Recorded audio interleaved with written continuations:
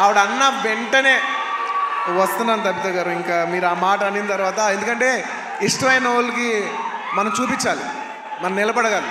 You know మన friend అనుకో, ఇంకోళ్ళు అనుకో, మనకు కావాల్సిన వాళ్ళు అనుకో, నాకు ఇష్టమైతే నేను వస్తా, నా మనసుకు నచ్చితే నేను వస్తా, అది మీ అందరూ తెలిసిందే. అండ్ తబిత గారు, రియలీ మిమ్మల్ని I really like to appreciate you. ఎందుకంటే మీకు ఏ అవసరం లేదు, మీరు చాలా కంఫర్టబుల్గా ఉన్నారు. మీ సుకుమార్ గారు ఇప్పుడు పాన్ ఇండియా రేంజ్లో ఉన్నారు.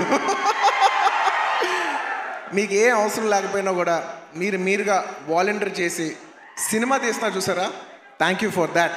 And it's very nice that you're very comfortable. ఒక you know you're a very very comfortable lady.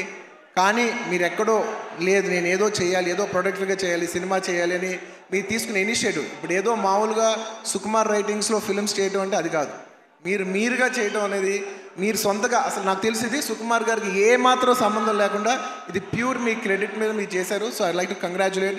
సభాముఖం మిమ్మల్ని అభినందిస్తున్నాను. Darling, for the first time మీకు ఇందులో ఏ క్రెడిట్ లేదు.